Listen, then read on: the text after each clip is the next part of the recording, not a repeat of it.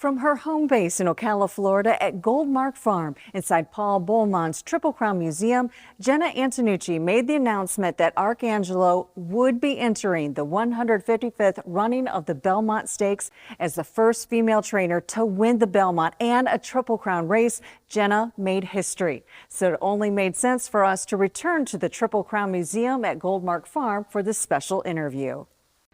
Horse Capital TV is powered by John Deere and brought to you by FTBOA and the Florida Department of Agriculture, Showcase Properties of Central Florida, Piccin and Glynn, attorneys at law, and Mid-Florida Heating and Air. I just keep saying, I guess we did a thing. You make goals, with these races, and Mr. Belmont's done so much for the horse industry and just recording so much history in this space that it just felt right. One thing that I've said over and over as we steward this, we're just trying to do it as right as we can. The sport deserves it. History deserves it. And for him to allow us to make that announcement here was, hopefully putting good juju out in the universe. As we've kept in true form with Arcangelo, letting us listen to him and lead the way, he's come out of his work yesterday extremely well.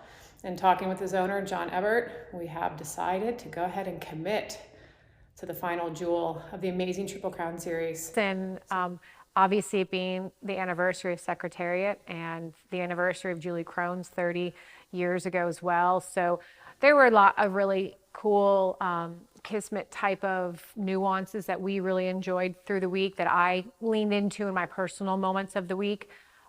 It's still kind of all categorizing. I'm not a big label person. I don't like wearing titles. And so that part is me trying to find my footing, and I'll do the best that I can with that.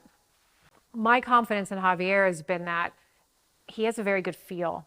And when you allow Javier to breathe in that space and trust his feel, you're going to get an excellent result.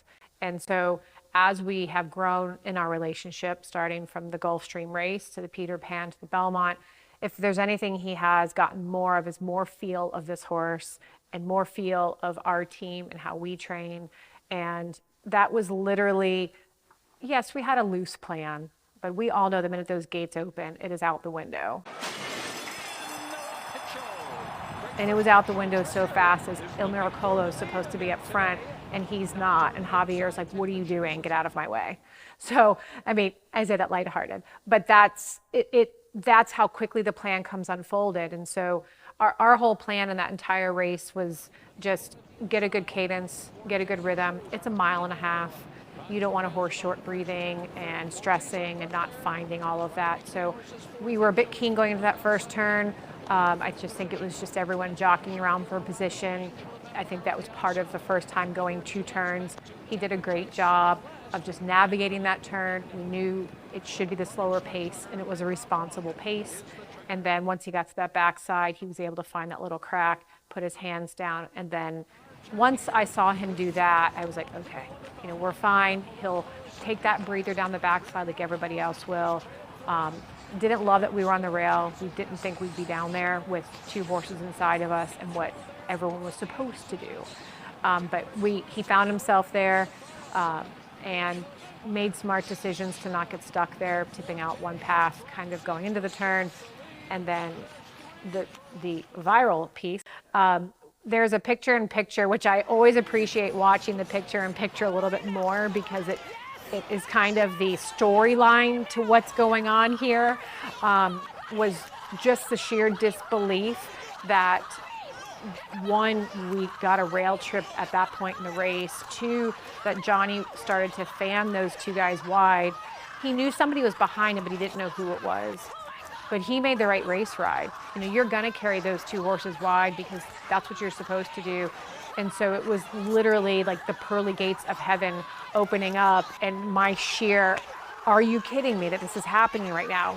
Because the second part to that was we wanted to get an early jump. We have a ridiculously good cruising speed for a long sustained run.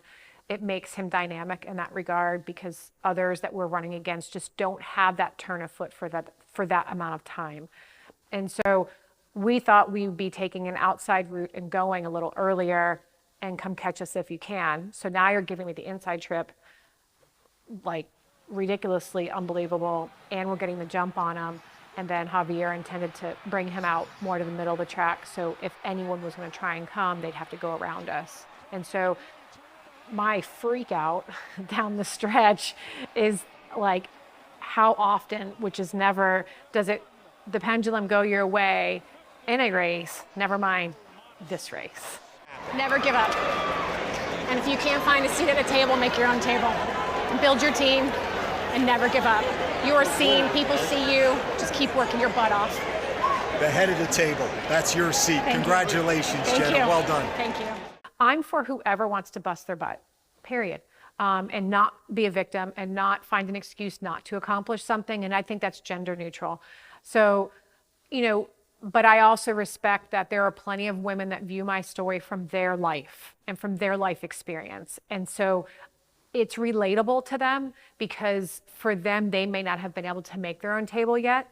And they may not be at that point in their life, or whatever their life circumstances are. So I am very grateful and have an immense amount of gratitude that they are willing to let me do that for them. And that is a gift that I receive from them. That moment in this industry and in life, I've had other life experiences besides thoroughbred racing, from being in the building industry, veterinary world, kitchen cabinet world. And you go through these different life experiences and industries, and no's not a permanent answer. It's a two-letter word that I live by that. And, easing into this world and growing this world, you perceive opportunities and you perceive things that you're not getting, and you're looking through an optic that isn't always the real optic. And so, that frustration of, God, I feel like I've really, taken enough on the chin, and I feel like I've proven my worth to do bigger things and to have that next level of opportunity, for people, saying, oh yeah, we will. Oh yeah. And just it not coming forward. It's a self-check to not allow them to define your self-worth, and to not let them make you feel less than because they have a motive or they have a business plan they're running, and whatever their reasons are. And that's the optic. So I think in that moment, over the last several years in building out Horseology with Katie, and, COVID happened and that shifted my life, and really trying to make meaningful and mindful decisions to have a happy, fulfilled life. It just, I don't know where it just metaphorically just happened in that moment of, I wasn't getting to the tables that I wanted to be at. And I worked my butt off to create opportunity for those. And so you finally get to the point where you're like, what the heck with this? I'm going to make my own, and I'm going to pull these seats up around me of phenomenal humans, and we're going to keep digging and doing and building, and whatever that provides for us, it will be that much better because we've done it with the right core and the right foot forward of horse first, taking care of what's around us, taking care of the people around us. It's having that adversity, and it's how you grow from it and not being a victim of it. And so I think all of that really just came to that table in that moment, and I'm so grateful for it. John's a great owner for a lot of reasons. One, he's young, and I think it's great for the game to see a young owner emulate good behavior, and not only emulate it, but walk the walk and talk the talk. He's watched a lot, he's done a lot. He's been around the industry for 15 plus years on every level. And to be that patient with a horse and understand it, I can tell you any horse we have in our training, it's wait if you need to wait. And obviously that's all within reason. We're not gonna just sit on a horse to sit on it. But I clearly very well understand with owners, when horses aren't running, it costs money. And there's a balance of it all. And sometimes those horses just don't quite care what your spreadsheet looks like.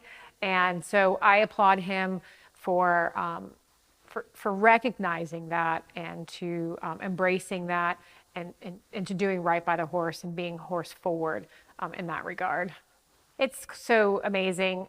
Fiona and Robert, Giovanni, obviously they're kind of the first three in the front line with this recent experience.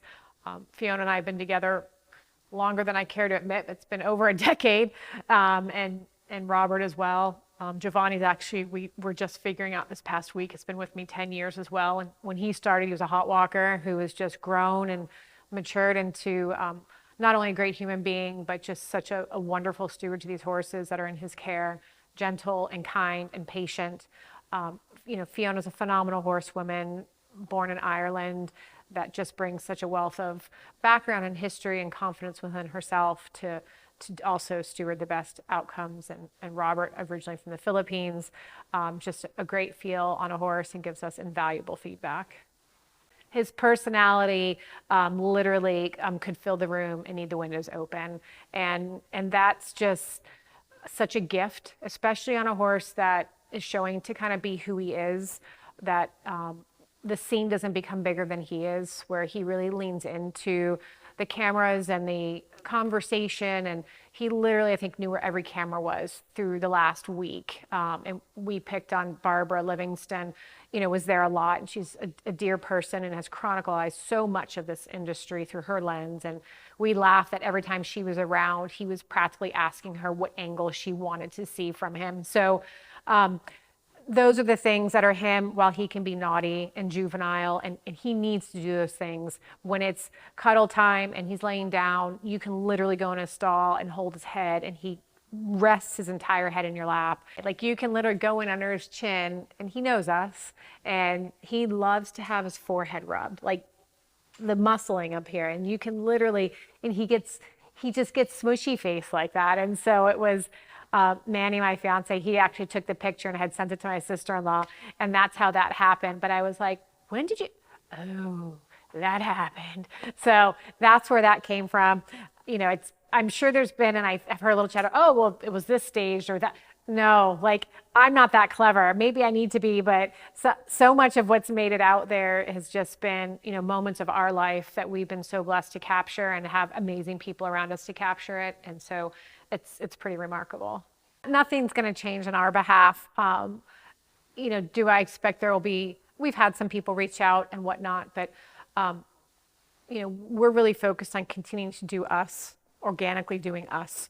And so part of what has made our team really cool right now is just having great people around us and people we like to talk to and owners we like to laugh with, and that know that we are giving them every bit of integrity and transparency and of us that we're able to. So we aren't going to pivot very much from that. I'm not going to be everybody's cup of tea, and that is completely fine. I got very comfortable with that a long time ago.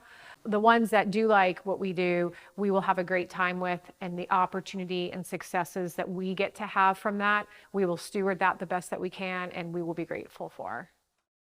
Jena Antonucci and Arcangelo's connections are now part of Triple Crown history. We hope you have been inspired by her journey as much as we have been. Follow Jena online at jenaantonucci.com and horseologyinc.com.